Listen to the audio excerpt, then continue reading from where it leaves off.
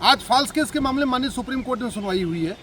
मैंने अपनी PIL में कहा कि किस तरीके से पूरे देश में फर्जी मुकदमे लिखवाए जा रहे हैं, फर्जी छेड़छाड़ के मुकदमे, फर्जी बलात्कार के मुकदमे, फर्जी SC/ST के मुकदमे, फर्जी दहेज के मुकदमे, फर्जी डोमेस्टिक वायलेंस के मुकदमे। और अभी तो एक अखबार ने बाकायदा स्टिंग किया है जहां लखनऊ में यह पाया गया कि सबका रेट अलग अलग है। अगर 20 से 30 साल की महिलाओं से बलात्कार का मुकदमा लिखवाना है तो उसका रेट 10 लाख रुपए है। अगर 15-16 साल की लड़कियों से बलात्कार का मुकदमा लिखवाना है तो उसका 20 लाख रुपए रेट है, जिससे उसमें पॉक्सो भी लग जाएगा, फिर जमानत भी नहीं होगी। तो पूरे देश में चल रहा है। दहेज के फर्जी केस हो रहे हैं, SC/ST के फर्जी केस हो रहे हैं, छेड़छाड़ के फर्जी केस हो रहे हैं, डोमेस्टिक वायलेंस के फर्जी केस हो रहे हैं। और इस फर्जी केस के कारण लोग आत्महत्या कर रही है। मैंने माननीय सुप्रीम कोर्ट को कहा है, चूँकि माननीय सुप्रीम कोर्ट ने हमारी PIL पे केंद्र सरकार और सभी राज्य सरकारों को नोटिस पहले जारी किया है, लेकिन अभी तक न केंद्र सरकार का जवाब आया है न राज्य सरकार का जवाब आया है। इसलिए आज इस पे आगे फाइनल हियरिंग नहीं हो पाई है।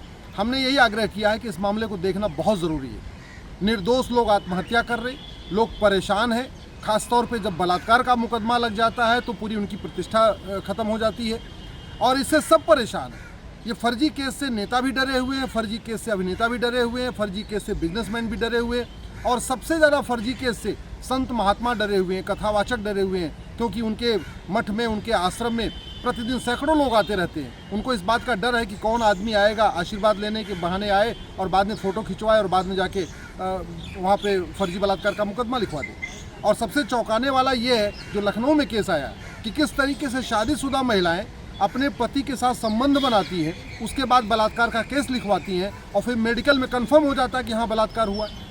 ऐसे ही जो शादीशुदा नहीं है, जो 15-16 साल की लड़कियां हैं, जो उसने बताया है कि नहीं अपने बॉयफ्रेंड के साथ संबंध बनाएंगी और बाद में मुकदमा लिखवाएंगी और मेडिकल में कंफर्म हो जाएगा कि हाँ इस तरीके की चीज़ें हुई हैं। तो ये बहुत ही खतरनाक है जिस तरीके से पूरे देश में पूरा एक गैंग काम कर रहा है और सभी शहरों में काम कर रहा है और सभी लोग परेशान हैं। चाहे वो फर्जी दहेज का केस हो, चाहे वो फर्जी छेड़छाड़ का केस हो, चाहे फर्जी बलात्कार का केस हो, चाहे फर्जी SC/ST का केस हो।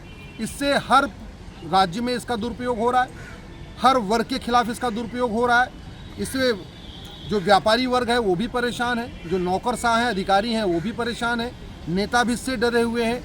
जो प्रतिष्ठित लोग हैं, जिनकी अपनी समाज में एक मर्यादा है, जिनका एक अपना यश है, वो लोग भी डरे हुए कि कब कौन आए और दूसरों कहने पे फर्जी केस लिखवा दे और फिर पूरी इज्जत तार-तार हो जाएगी।